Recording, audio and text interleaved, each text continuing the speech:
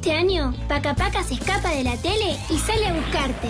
Junto con el Plan Nacional de Igualdad Cultural, vamos a recorrer nuestro país para encontrarnos y festejar juntos. Con Mariana Cincunegui, los musiqueros, Papando Moscas, los Cazurros, los Chicuchis, Feria de Variedades y muchos artistas más. Vamos a estar en la ciudad de Buenos Aires y en La Plata, también en Mendoza, en Misiones, en Tucumán y en Resistencia.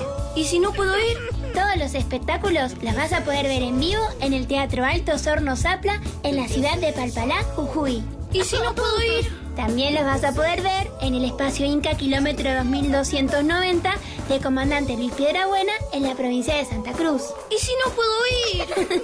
No te preocupes, los podés ver en directo en el canal 360 de TDA y en el portal www.igualdadcultural.gov.ar. Y además los vamos a pasar por la pantalla de Paca Paca, así nadie se lo pierde. ¡Genial! ¿Y cuándo nos encontramos? El 14 de julio, a las 3 y a las 5 de la tarde, vamos a estar con todo el rock de Papando Moscas y la música y los juegos de Adrián Sorrentino en el Teatro Independencia en la ciudad de Mendoza.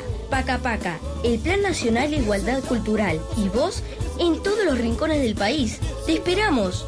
Invitan Paca Paca, Plan Nacional de Igualdad Cultural, Ministerio de Educación de la Nación, Ministerio de Planificación Federal y Secretaría de Cultura de la Nación.